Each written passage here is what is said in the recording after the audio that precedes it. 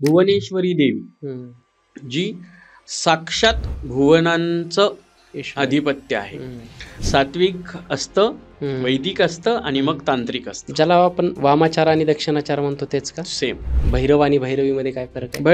भैरव हे देवीचे भैरव असतात आणि स्वतः त्रिपुर भैरवी ह्या देवी आहेत. तुम्ही कुठल्याही व्यक्तीला हिप्नोटाईज करू शकता, तुम्ही कुठल्याही व्यक्तीचं माइंड कंट्रोल करू शकता. तुम्ही एखाद्या व्यक्तीला जर वेगळं बोलायचं आहे तर तुम्ही तुमच्या मंत्र शक्तीमुळे, या भैरवी साधनेमुळे तुम्ही त्या व्यक्तीला पूर्णपणे डायल्यूट करू शकता. धूमावती देवींचं स्वरूप कसं आहे? हातामध्ये सूप घेतलेलं आहे, कावळ्यावर बसलेले आहेत, सफेद साडी परिधान केलेली आहे, जर्जर विधवा स्त्रीच्या अवस्थेत आहे. आणि आपण फक्त साधं मेडिटेशन, पूजापाठ, एक सात्विक साधना जरी या केल्या तरी सुद्धा ही फळं मिळू शकतात.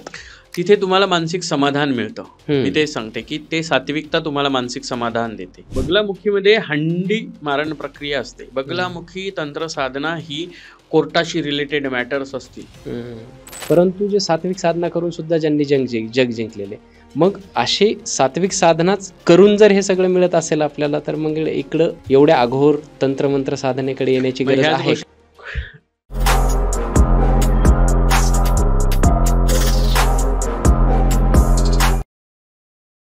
षोडशी भुवनेश्वरी. आता षोडशी ही देवी आहे. षोडशी देवींचं एक छान स्वरूप दिलेलं आहे. थोडासा त्यांचा रंग वेगळा दिलेला आहे, पण ती देवी दिसताना तुम्हाला एक मायाळू स्वरूपात दिसते. पण षोडशी तंत्र जेव्हा तुम्ही शिकता, त्या षोडशी तंत्रातून तुम्ही चांगल्या चांगल्या ज्या तुमच्या आजूबाजूच्या वलयातल्या लोक आहेत त्या लोकांना तुमच्याकडे आकर्षित करण्याचं तंत्र एक अवगत करता. षोडशी हे आकर्षण तंत्र आहे. ज्या पद्धतीने सपोज एखाद्या व्यक्तीवर प्रभाव पाडायचा आहे, एखाद्या व्यक्तीला तुम्ही तुमच्या प्रभावाखाली ठेवायचं आहे, किंवा एखाद्या व्यक्तीला तुम्हाला वर्चस्व गाजवायचं. वश नाही, वशीकरण अजून खूप लांब आहे. बरं. एखाद्या व्यक्तीवर वर्चस्व गाजवायचं आहे, बॉसिंग करायची आहे, तर षोडशी तंत्र हा प्रकार त्याच्यात येतो. षोडशी तंत्रामध्ये पण खूप वेगवेगळे अभ्यासाचे विषय आहेत, पण षोडशी तंत्र हा असा एक प्रकार आहे की तो खूप साऱ्या प्रकारांना मिळून या काली तारा नंतर येणारा प्रकार आहे. मग काली तारा महाविद्या षोडशी भुवनेश्वरी, मग षोडशी तंत्रानंतर भुवनेश्वरी तंत्र. भुवनेश्वरी देवी जी साक्षात भुवनांचं अधिपत्य आहे. आणि ह्या सगळ्या भुवनांचं अधिपत्य इथे पुन्हा येते बॉसिंग. इथे पुन्हा येतं एखाद्या व्यक्तीच्या चेहऱ्यावर बघून त्या व्यक्तीची फेस रिडिंग करणं, एखाद्या व्यक्तीच्या डोळ्यातून त्या व्यक्तीची फेस रिडिंग करणं, एखाद्या व्यक्तीला स्पर्श केल्यानंतर त्याच्या नाडीच्या शास्त्रामधून जे शास्त्र बाहेर निघतं, जे यंत्र तंत्र मंत्र बाहेर तुमच्यापर्यंत पोहोचतात, जी माहिती तुमच्यापर्यंत पोहोचते, ते भुवनेश्वरी शास्त्रतंत्रामध्ये आहे. म्हणजे ही विद्या, त्याच्यासही अनेक अलुप्त गोष्टी आहेत. मग हे त्याच्यातून लुप्त होणाऱ्या गोष्टी लोकांना नाही माहिती. 2-4 लोकांना देवींची नावं माहिती. तेही नवरात्रीमध्ये आपण 9 दिवस ज्या देवींची पूजा करतोय त्याच देवींची नावं आहेत. हे नाही, त्या शैलपुत्री, ब्रह्मचारिणी. अच्छा, ते वेगळे स्वरूप. हो, कालरात्री, ह्या त्या देवी वेगळ्या आहेत. ह्या दश महाविद्यांमधल्या देवी तंत्रातल्या वेगळ्या आहेत. हे बघा, पहिले लक्षात घ्या, सात्विक असतं, वैदिक असतं आणि मग तांत्रिक असतं. ज्याला आपण वामाचार आणि दक्षिणाचार म्हणतो तेच का? सेम. काय असतं? चांगल्या पद्धतीने आणि वाईट पद्धतीने, या दोन्ही पद्धतीने. म्हणजे कुठलीही एक साधना असेल तर त्याला 2 बाजू आहेत.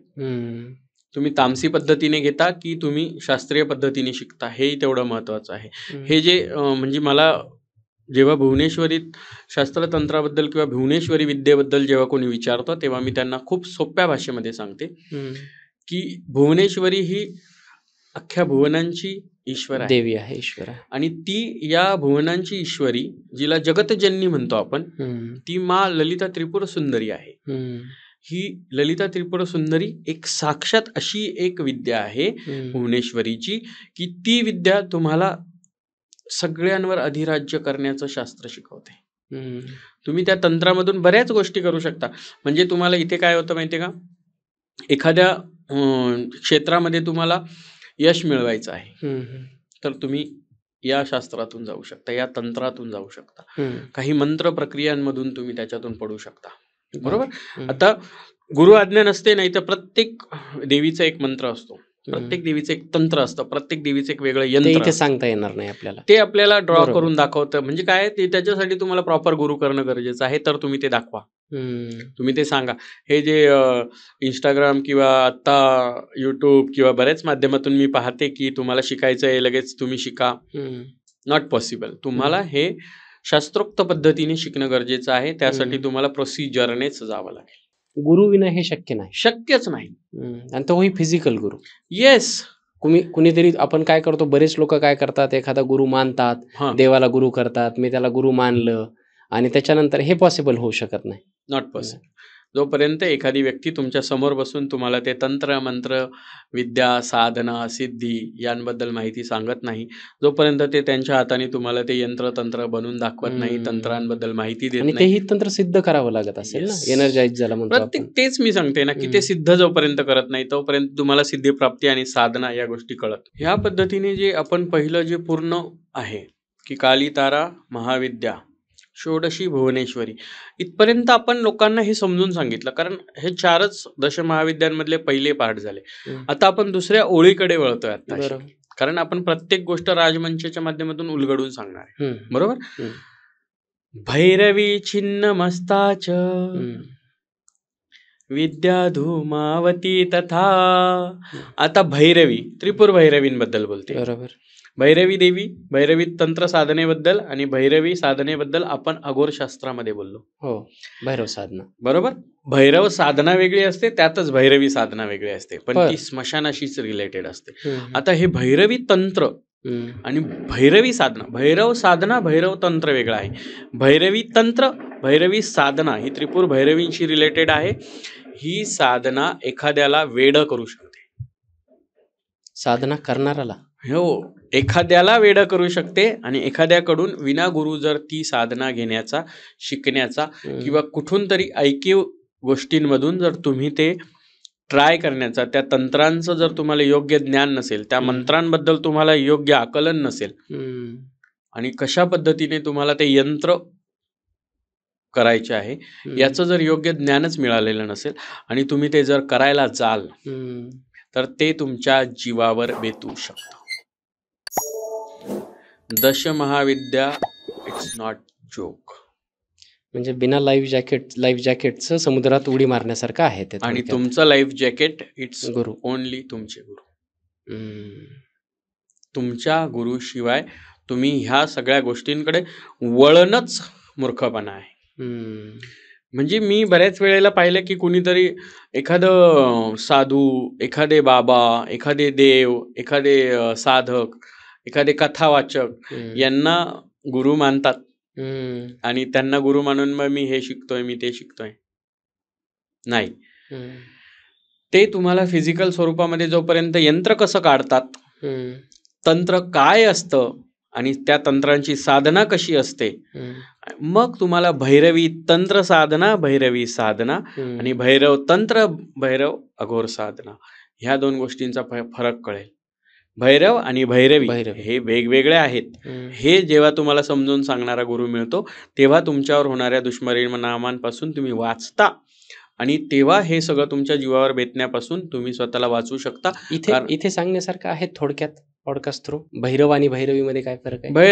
भैरव हे देवीचे भैरव असतात आणि स्वतः त्रिपुर भैरवी ह्या देवी आहेत. ओके. आणि त्यांचे तंत्रही वेगळे, त्यांची त्यांचे साधना तंत्र वेगळे, त्यांची साधना वेगळ्या. भैरवी देवींची जी साधना ही स्मशानाशी रिलेटेड पण आहे आणि भैरवी देवींची सात्विक साधनेमध्ये पण भैरवी तंत्र आहे, भैरवी साधना आहे. भैरवी अघोर साधना ही स्मशानात येते. भैरव तंत्र, भैरव साधना ही अघोर साधनेमध्ये येणारी भैरव जे देवीचे भैरव आहे महाकालीचे, त्या भैरवांशी रिलेटेड आहे. आणि या ज्या भैरवी देवी आहेत या दशमहाविद्यांमधल्या एक स्पेशल देवी आहेत, ज्या देवीला तुम्ही त्रिपुर भैरवी म्हणता. त्रिपुर भैरवींचा एक कृष्णवर्णीय अवतार आहे आणि त्या कृष्णवर्णीय अवतारातून त्या देवीने त्यांच्या सिद्धी, त्यांचे तंत्र आणि भैरव साधना, भैरवी साधना ह्या वेगवेगळ्या पद्धतीने तुम्हाला शास्त्रोक्त पद्धतीने त्या सिद्ध करण्यासाठी गुरूंची गरज आहे हे तुम्हाला माहितीच असलं पाहिजे आणि तुम्ही ते तरच शिकू शकता. आता ही भैरवी साधना कशासाठी असते एखाद्या व्यक्तीचं तुमच्यावर नसलेलं जे आकर्षण आहे किंवा लक्ष आहे, म्हणजे मी इथे आता सांगते की तुम्हाला वशीकरणाशी रिलेटेड थोडं थोडं आहे, परंतु वशीकरण अजून लांबच आहे. बरं. इथे तुम्ही हिप्नोटिझम ऐकलंय?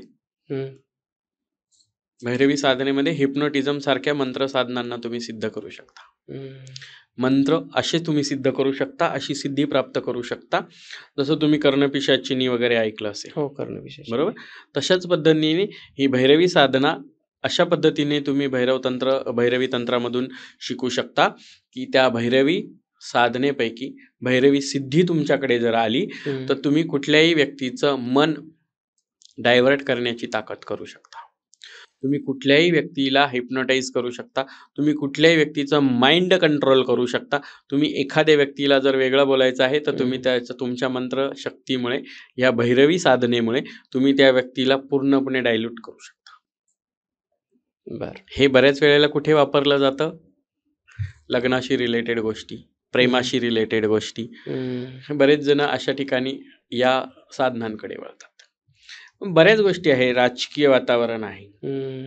राजकीय वातावरणामध्ये जास्त करून मी पाहिलंय की एखाद्याला इकडून इकडे फिरवायचं असेल, भैरवी साधना, भैरवी तंत्र.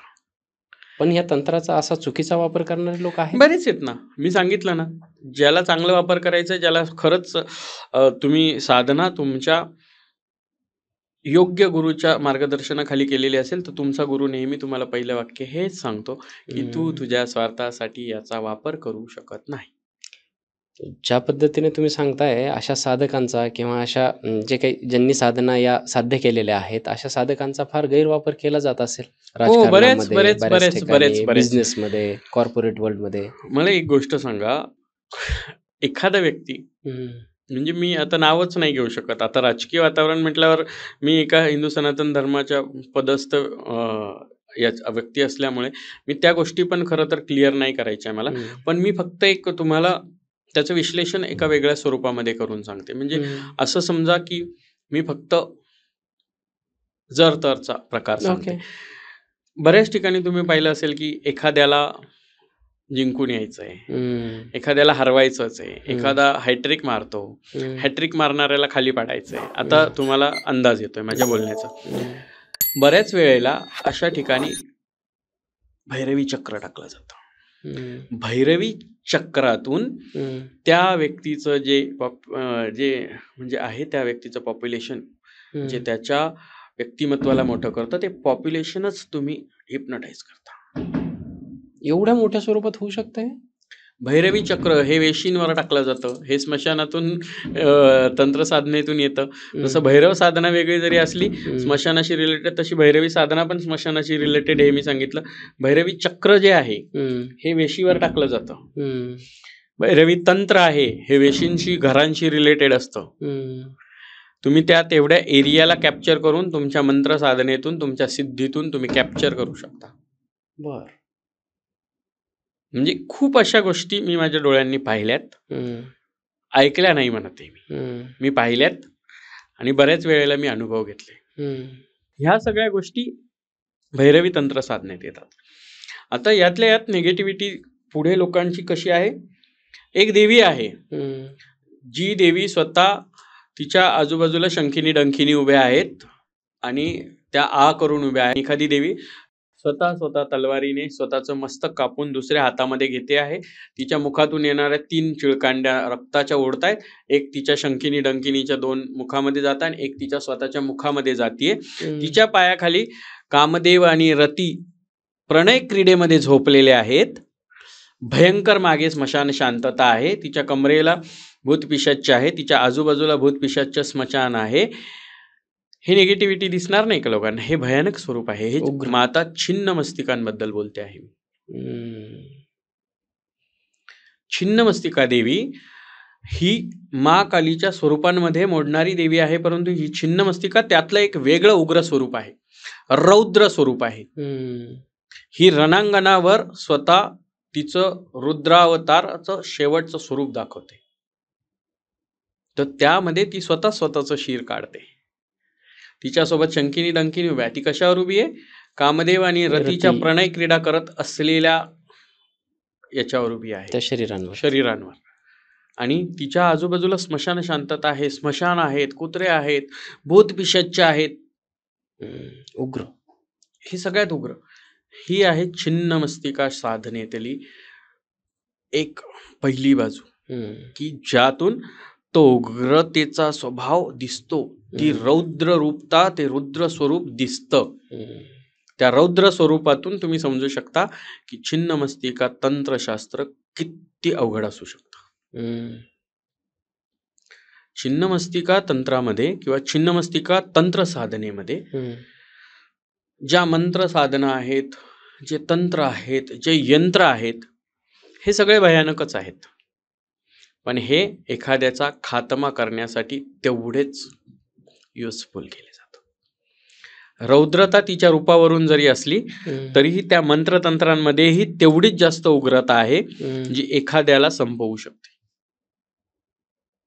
ही छिन्न मस्तिका देवीच्या तंत्रांमध्ये आहे. मारण. यस, आला. म्हणजे इथून आता तुम्ही पोहोचला कुठे? त्या प्रक्रियेकडे जो शेवटाला घेऊन जाणारा स्टॉप आहे. छिन्न मस्तिका हे रौद्र स्वरूप आहे. तुम्ही एखाद्याचा जीव घेऊ शकता, ज्याला तुम्ही मारण प्रक्रिया म्हणतात, मुदतीची करणी म्हणतात, ज्याला तुम्ही मूठ सोडणे म्हणतात, बरोबर. आता हे छिन्न मस्तिका तंत्रामध्ये ह्या अशा पद्धतीने मारण प्रक्रिया पण असतात. ती एक प्रॉपर साधना आहे. छिन्न मस्तिका तंत्र जेव्हा तुम्ही शिकता आहेत, ती तंत्र साधना जेव्हा तुम्ही अवगत करतायत, जेव्हा छिन्न मस्तिका सिद्धी प्राप्त करता आहेत, तेव्हा तुम्ही एखाद्या अशा पॉइंटला पोहोचता आहात की तिथे तुमच्यात एक रौद्र स्वरूप आलेलं आहे आणि ते रौद्र स्वरूप तुम्ही इतरांना संपवण्यात वापरू शकता. परंतु त्यातही त्याची सात्विकता एक अशी आहे, एखाद्याचा जीवही तुम्ही त्यातून वाचू शकता. आता त्या छिन्न मस्तिका देवीच्या पायाखाली कामदेव आणि रती आहेत. पुनरुज्जीवन, बरोबर, उत्पत्ती, बरोबर. इथे उत्पत्ती आहे, परंतु काय आहे? संतान प्राप्तीशी रिलेटेड प्रॉब्लेम्स.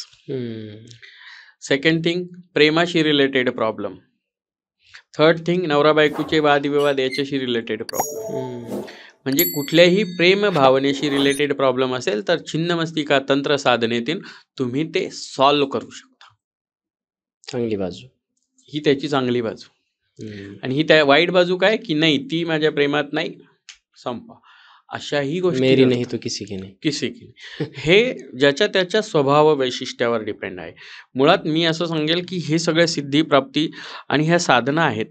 तसे महाविद्या मुळात शक्ती स्वरूप आहे, शक्तींच्या स्वरूपातून आलेलं आहे. हे शिवांचा आशीर्वाद आहे, शक्तीच्या स्वरूपात आहे.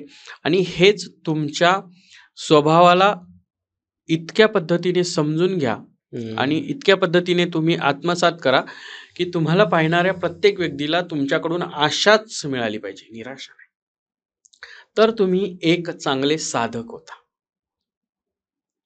छिन्न मस्तिका साधनेमध्ये तुम्ही प्रेमाचे प्रॉब्लेम सॉल्व्ह करताय, कुणाचे घरेलू प्रॉब्लेम सॉल्व्ह करतायत, कुणाचे एकमेकांशी रिलेटेड प्रॉब्लेम सॉल्व्ह करताय, तर तुमच्याकडे आशेनेच लोक बघणार. बरोबर. तुम्ही एखाद्याच्या आयुष्याच्या बरबातीचे जर प्रॉब्लेम्स बघणार असाल तर लोक निराश होणार आहे. एखाद्याचा जीव घेऊन एखादा मोठा नाही होऊ शकत. जो साधक खरा असतो, सच्चा गुरुचा चेला असतो, तो कधीही या गोष्टींमध्ये पडत नाही. तो फक्त लोककल्याणासाठीच या गोष्टींचा वापर करतो. आता बऱ्याच ठिकाणी मला 1-2 जणांनी प्रश्न विचारले की हा, मग नवरा बायकोला त्रास देत असेल तर त्या बायकोमध्ये तेवढी शक्ती आहे, डिवोर्स दे, निघून जा. का तू त्या माणसाचा जीव घेणार आहेस? बरोबर आहे. मग प्रॉपर्टीसाठी मग तुम्ही डिवोर्स घेऊन पण प्रॉपर्टी मिळवू शकता. कारण जन्म आणि मृत्यू हे तर नियतीचे खेळ आहेत. नियतीचे खेळ. तुम्ही नियतीशी जर साधनेतून तुम्ही नियतीचा खेळ करणार असेल तर ती साधना तुमच्या आयुष्याचा, त्या साधकाचा पण खेळ करते. कारण कालचक्र बिघडवलं तर. येस, ह्या कालचक्राच्या सोबत चालणाऱ्या ह्या दशमहाविद्या आहेत, ज्या स्वतः चक्र आहे तुमच्या सोबत असलेले. जेव्हा तुमची कुंडलिनी जागृत होते ना, तेव्हा तुमची ध्यानधारणा, तुमचं मेडिटेशन जे असतं, तुमचं आत्मिक समाधान आणि तुम्ही केलेल्या साधनांचं तेज, हेच इतरांना तुमच्याबद्दल आपुलकी घडवून आणतं, इतरांना तुमच्याबद्दल आशा निर्माण करण्याची स्फूर्ती देतं. तशा पद्धतीने ते शिकलं पाहिजे. आता याच्यामध्येच पुढे जाऊन धूमावती देवी, म्हणजे बघा आता ह्या तंत्रातून डायरेक्ट आपण इकडे जातो ना. धूमावती देवींचं स्वरूप कसं आहे? हातामध्ये सूप घेतलेलं आहे, कावळ्यावर बसलेले आहेत, सफेद साडी परिधान केलेली आहे, जर्जर विधवा स्त्रीच्या अवस्थेत आहे. कावळा अशुभ मानतो आपण, बरोबर, पित्रांशी रिलेटेड, अगदी गरजेचा. ओके. व्हाईट साडी जे आपण विधवेला विधवेचं हे करतो. जर्जर स्वरूप हे तुमच्या जीवनाचं शेवट सत्य आहे. अनुभव सुद्धा असू शकतो. हो, हे तुमच्या जीवनाचं शेवट सत्य आहे. तर ह्या सगळ्या गोष्टी धूमावती देवीच्या याच्यामध्ये पण सिद्धविद्या आहे धूमावती. धूमावती देवीच्या कामाने तुम्ही तुमची कामं काढून घेऊ शकता. धूमावती तंत्र आणि मंत्र साधना असतात, त्याच्यामध्ये तुम्ही अशी एक सिद्धी प्राप्त करू शकता, धूमावती सिद्धी. त्या धूमावती सिद्धी प्राप्तीनंतर तुम्ही चांगल्याकडून स्वतःचं काम काढून घेणं. म्हणजे मीच माझं करून घ्यायचं असं नाही. मिस्टर राज आहेत, मिस्टर राजला मिस्टर गणेश कडून काम काढून घ्यायचंय. साधकाचं काम काय असतं? तुझं फायद्याचं काम आहे, त्याचा फायदा त्याला पण आहे, पण तू फायद्याचं काम करून जर इतरांना त्याचा फायदा होणार असेल तर मी तुझं काम काढून देणार. पण याच्यात सुद्धा फार चुकीचा वापर केला जात असेल खूप ठिकाणी. हे बघा, प्रत्येक गोष्टीला 2-2 बाजू आहेत. खूप ठिकाणी वेगवेगळे. आता प्रत्येक ठिकाणी काय होतं, पॉलिटिकल काही गोष्टी असतात त्या फिरून फिरून बोलता येत नाही आपल्याला, पण तरी सुद्धा त्या तशा पद्धतीने ते होतं, वापरले. बरोबर. आता बगलामुखी हे नाव सर्वांनी जवळपास ऐकलेलं असतं. बगलामुखीमध्ये हंडी मारण प्रक्रिया असते. बगलामुखी तंत्र साधना ही कोर्टाशी रिलेटेड मॅटर्स असतील, वादविवादाशी रिलेटेड मॅटर्स असतील, जमिनीचे वाद, सगळ्याच वादाशी रिलेटेड, कोर्टाशी रिलेटेड, वादाशी रिलेटेड, आणि त्याच्यातून फक्त समोरच्या व्यक्तीला तुम्हाला हर्ट करायचंय. हंडी मारण, बरोबर. हंडी मारण प्रक्रिया ती एक हंडी असते, ती gong gong gong gong gong करत तुमच्या दरवाज्यात येऊन उभी राहते. दरवाजा वाजतो, तुम्ही दरवाजा उघडला, हंडी फुटते, जीव जातो. हे सत्य आहे. असं होतं? हो, हे सत्य आहे. हे बगलामुखी तंत्र प्रक्रियेमध्ये होणाऱ्या हे एवढ्याच सत्य गोष्टी आहेत. पण ह्या गोष्टी साधकाने कुठल्या स्वरूपासाठी किंवा कुठल्या कामासाठी वापरायच्या हे साधकावर डिपेंड असतं. म्हणून त्यासाठी प्रत्येक वेळी तुम्हाला योग्य गुरु मिळणं गरजेचं असतं. शेवटी फिरून फिरून गोष्टी तुमच्या गुरुच्या ज्ञानावर येतात. गुरुने तुम्हाला दिलेलं जे ज्ञान आहे ते कशासाठी वापरायला लावलं. नाहीतर बगलामुखी तंत्र साधना ही एखाद्या व्यक्तीच्या वादविवादाशी रिलेटेड मॅटर असेल, कोर्टशी रिलेटेड मॅटर असेल, बगलामुखी तंत्र साधनेतून आणि बगलामुखी मंत्र प्रक्रियेतून तुम्ही वादविवादाला प्रेमात बदलू शकता, बरोबर. तर तुम्ही ते बगलामुखी तंत्र त्यासाठी वापरा, तर त्याचा फायदा आहे. हे बगलामुखी तंत्र त्या साधनेसाठी तुम्ही जर योग्य झालात तर तुम्ही ती साधना लोककल्याणासाठी वापरला तर तुमच्या गुरुने तुम्हाला दिलेलं जे ज्ञान आहे ते तुम्हाला साधक म्हणून अजून मोठं करतं. बरोबर. जेवढं तुम्ही चांगल्या कामासाठी एखाद्या सिद्धीचा किंवा तंत्राचा वापर करता किंवा एखाद्या मंत्राचा प्रयोग करता, लक्षात घ्या ती गोष्ट तुमच्या सिद्धीमध्ये, तुमच्या साधनेमध्ये, तुमच्या मंत्रप्रयोगामध्ये तुम्हाला तेवढंच मोठं करते. हे बगलामुखी तंत्र साधनेमध्ये आहे. आपण षोडशी या देवीबद्दल ऐकलं. हो. तसंच एक मातंगी देवी आहेत. ही 9वी विद्या. मातंगी देवी ही संतान प्राप्तीशी रिलेटेड पुन्हा आहे. कृष्णवर्णीय स्वरूप, काळं हिरवं स्वरूप त्याच्यामध्ये दाखवलेलं आहे मातंगी देवीचं. मातंगी देवी ही संतान प्राप्तीशी रिलेटेड, लग्नाशी रिलेटेड प्रॉब्लेम्स असतील किंवा तुमच्या वास्तूशी रिलेटेड प्रॉब्लेम असतील, घराशी रिलेटेड, आजारपणाशी रिलेटेड प्रॉब्लेम असतील तर तुम्ही मातंगी तंत्रशास्त्राचा वापर करू शकता. इथे चांगलीच बाजू मातंगी याची आहे. पण याच्यामध्येही तुम्हाला मग एखाद्याचं वशीकरणच करायचं आहे, तुम्हाला एखाद्याला आजारी पाडायचं आहे, तुम्हाला त्या मातंगी तंत्र साधनेमधून एखाद्याला पॅरालिसिसच करायचं आहे, एखाद्याचा ऍक्सिडेंटच करायचा आहे, जीव नाही घेत पण तुम्हाला सतवते, जर्जरतेकडे नेऊन जाणार हे साधक आहे. तर ते तुम्ही त्या मातंगी तंत्रातून करता. मग आता ह्या सगळ्या तंत्र साधना काली, तारा, षोडशी, भुवनेश्वरी, भैरवी, छिन्नमस्ता, धूमावती, बगलामुखी, मातंगी, इथपर्यंत ह्या 9 विद्या चांगली वाईट बाजू घेऊन आल्या. पण एक दशमहाविद्यांमधली 10वी देवी अशी आहे, आपण आता शेवटाकडे थोडं झुकतो आहे. दशमहाविद्यांमधली 10वी देवी अशी आहे, त्या देवीला तुम्ही अगदी सात्विकतेने पूजता. तुम्ही कितीही पूजा, तुम्ही कितीही भजा, मेहनतीशिवाय ती तुमच्याकडे पोहोचत नाही.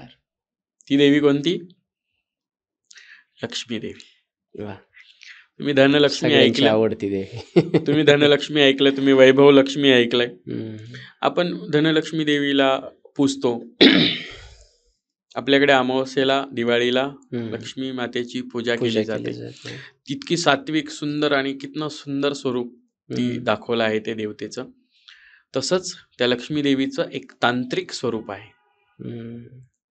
मा कमलात्मिका, कमला देवी, तांत्रिक लक्ष्मी, जी आता पब्लिकशी बोलावं असं का वाटलं की ही कमला देवी तुमच्या धनाच्या प्रॉब्लेम्सला सॉल्व्ह करते.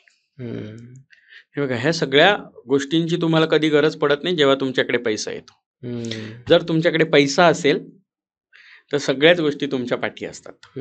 पण तरीही पैसा असून ज्याच्याकडे समाधान नसतं त्याला ह्या बाकीच्या मागच्या विद्यांमध्ये पोचावं लागतं. पण तुमच्याकडे सगळं आहे, वैभव सगळ्या गोष्टींचं मिळवायचं आहे, तर तुम्हाला कमलात्मिका श्री साधना करावी लागेल. जर तुम्ही कमलात्मिका देवी, तांत्रिक लक्ष्मी प्रसन्न करून घेता आहात तर त्यातून तुम्ही तुमच्या लक्ष्मी वैभवाला ग्रोथ करू शकता. त्यासाठी वेगवेगळ्या पद्धतीचे तांत्रिक स्वरूपामध्ये तांत्रिक लक्ष्मीला प्राप्त करण्यासाठीचे प्रयोग दिलेले आहेत, तंत्र दिलेले आहेत, यंत्र दिलेले आहेत, मंत्र दिलेले आहेत की ज्यातून तुम्ही त्या सिद्धी घेऊ शकता, कमला सिद्धी घेऊ शकता. कमला सिद्धी प्राप्त केल्यानंतर तुम्ही लक्ष्मी वैभव प्राप्त करू शकता. म्हणून त्या तांत्रिक लक्ष्मीला प्रसन्न करण्यासाठी अनेक जणांची होड असते. पण ही लुप्त देवता बऱ्याच जणांना माहिती नाहीये. कमला देवी लोकांना माहितीच नाही ना, फक्त लक्ष्मी देवीच माहिती. मग हे तांत्रिक स्वरूप लक्ष्मी देवींचं ते कमला देवी. ह्या कमला देवींना दशमहाविद्यांची 10वी देवी जी आहे त्या देवीच्या स्वरूपात पूजलं जातं. आणि ही पैशांची देवता आहे. पैशांच्या अडचणींसाठी, पैशांच्या प्रॉब्लेमसाठी या देवतेचं पूजन केलं जातं. मग आता कालीपासून कमलात्मिकापर्यंत ह्या सगळ्या विद्या आल्या. आता ह्या सगळ्या विद्यांचा एक शेवट आहे. ज्यावेळी तुम्ही साधना, तंत्र, मंत्र, यंत्र आणि प्रत्येक सिद्धी प्राप्तीनंतर एका शेवटाला पोहोचता जिथे तुम्हाला कुठल्याही गोष्टीचा मोह, माया, भय राहत नाही, जगण्याची मरण्याची इच्छा उरत नाही, तुम्हाला ह्या जगाशी, स्वर्गाशी, नरकाशी काही घेणं देणं उरत नाही. जेव्हा तुम्ही अलिप्त होता त्यावेळी तुम्ही तंत्र साधनेच्या शेवटच्या मोक्षाकडे वळतात आणि तुम्ही मोक्ष प्राप्तीसाठीच खरं तर तंत्र साधनेमध्ये आलेले असतात. आणि जेव्हा तुम्ही तंत्र साधनेमध्ये येता तेव्हा तुम्हाला सिद्ध करायची असते कंकाली काली. कंकाली काली हे ह्या सर्व साधनांचं, अघोर साधनेपासून सगळ्यात दशमहाविद्या तंत्र साधनांचा शेवट आहे की ती कंकाली काली अगदी हाडकांच्या स्वरूपामध्ये आहे आणि ती तुमची मोक्ष प्रदायिनी आहे की आता तुम्हाला 84 लक्ष योनींच्या फेऱ्यातून मुक्ती आहे. आता तुम्ही सरळ शक्तीकडे जाणार आहात. तर तुम्ही तिथपर्यंत पोहोचता आहे आणि ही दशमहाविद्या तशा पद्धतीने तिथपर्यंत पोहोचते.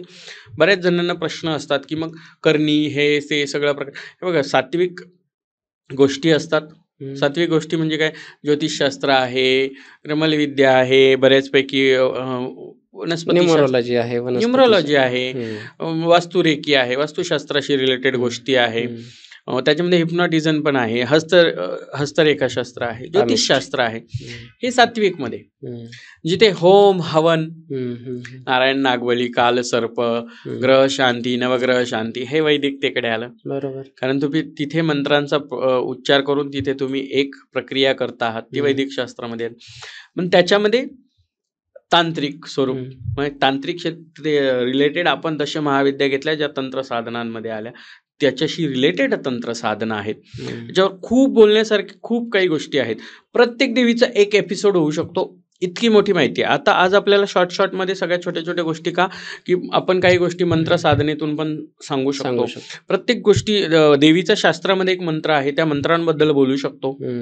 त्या देवीच्या प्रत्येक गोष्टीशी रिलेटेड कुठल्या गोष्टी आहेत की ज्या तुम्हाला लोकांना सांगितल्यानंतर तुम्ही गुरुच्या आज्ञेचं उल्लंघन नाही करत, पण लोक ती जर गोष्ट व्यवस्थित करतात, अनुष्ठान करतात आणि त्या गोष्टींचा अनुग्रह घेऊन ते लोक जर त्या क्षेत्रामध्ये वळतात तर लोकांना एक मनशांती मिळते, ना की ते कुठल्या साधनेचे सिद्धी प्राप्तीचे हे बनत. ठीक आहे. इथे काय प्रश्न माझा म्हणजे काय होतं की आपण पहिल्यापासून जे काली मातेपासून ते अगदी कमलादेवीपर्यंत पाहिलं, त्याच्यामध्ये प्रत्येक देवी किंवा ती प्रत्येक विद्या आपल्याला काहीतरी प्रदान करते, त्याचे साध्य आहे, त्याच्यातून त्याच्यासोबत एक सिद्धी येते आणि त्या सिद्धीचं एक काहीतरी काम आहे. बरोबर.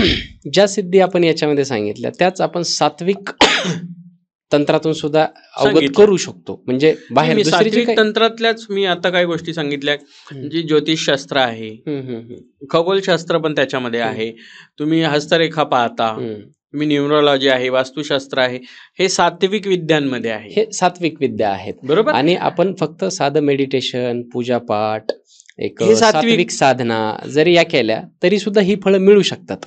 तिथे तुम्हाला मानसिक समाधान मिळतं. मी ते सांगते की ते सात्विकता तुम्हाला मानसिक समाधान देते.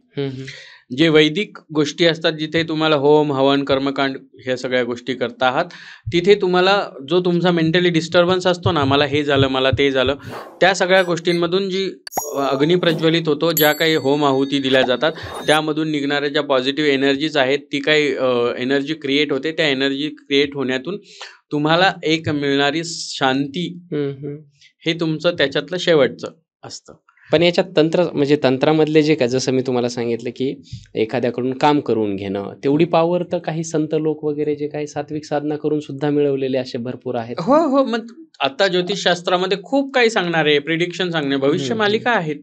मग मला असा हा प्रश्न होता की जर समजा सात्विक साधना करून देखील आपण काही शक्ती मिळवू शकतो जगावर अधिराज्य गाजवण्याची, जसं आपण स्वामी विवेकानंद, रामकृष्ण परमहंस कदाचित तंत्र साधने काली साधनेमधले, परंतु जे सात्विक साधना करून सुद्धा ज्यांनी जग जिंकलेले, मग अशी सात्विक साधनाच करून जर हे सगळं मिळत असेल आपल्याला, तर मग इकडं एवढ्या अघोर तंत्रमंत्र साधनेकडे येण्याची गरज आहे का? गोष्टींबद्दल आपण पहिलं वाक्य सांगितलं की लोक निगेटिव्हली का घेतात. प्रत्येक तंत्र साधनेच्या दोन बाजू आहेत.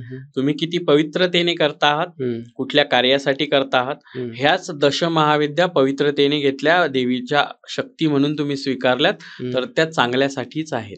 दोन्ही साधनेचे उद्दिष्ट सेम आहेत. तुम्हाला रस्ता कुठला निवडायचा, यूज करणारा जो साधक आहे तो साधक कोण आहे याच्यावर त्या साधनेचं महत्व सात्विक की तांत्रिक हे ठरतं.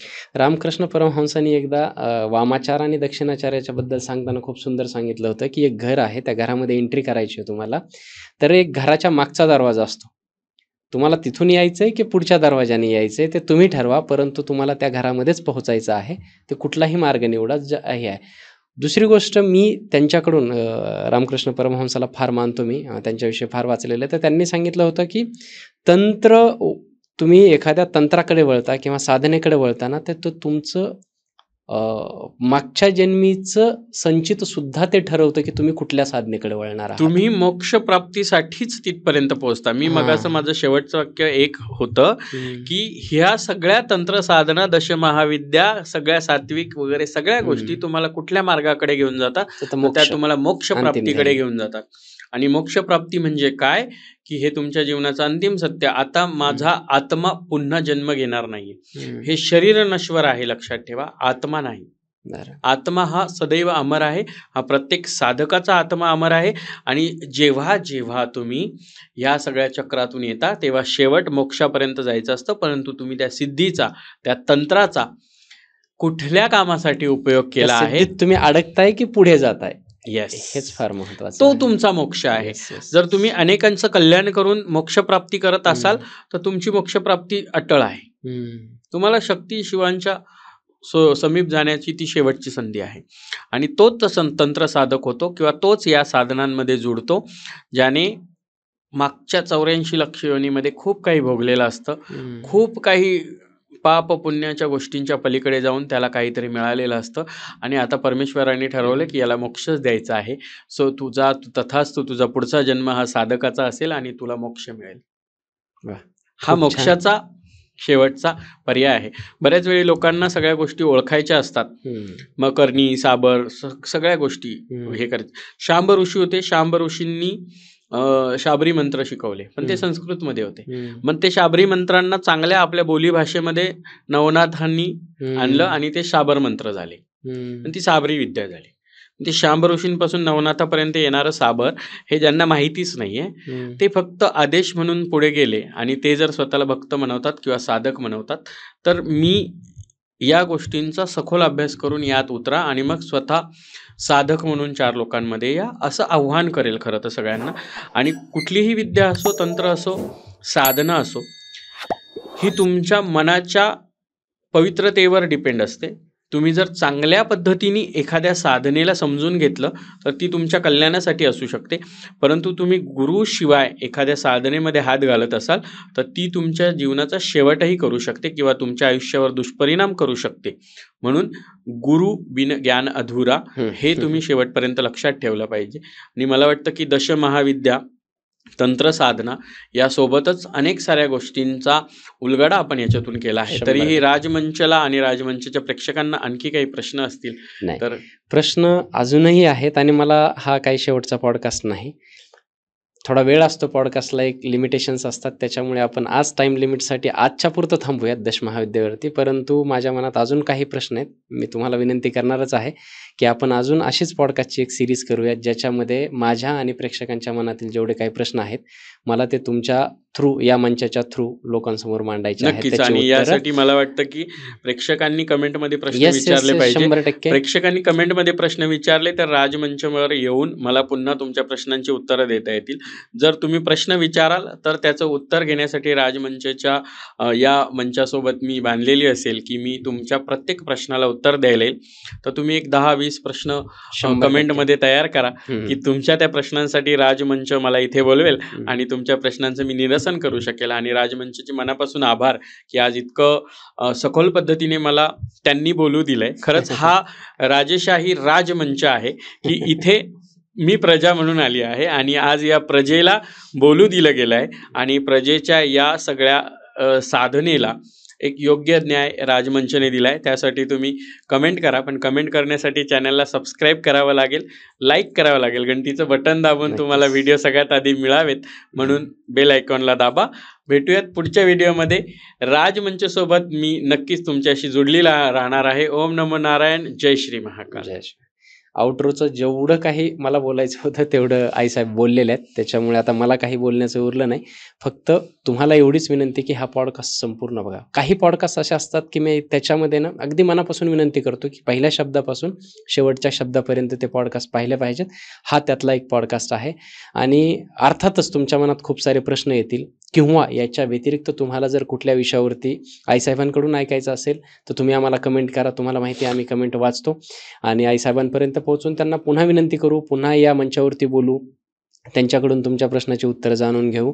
आणि तोपर्यंत हा पॉडकास्ट तुम्हाला कसा वाटला नक्की कळवा, प्रश्न विचारा, प्रेम करा एकमेकांवरती आणि आपण सगळे असेच प्रेमाने जग जिंकत राहू. Thank you so much. Thank you so much आईसाहेब.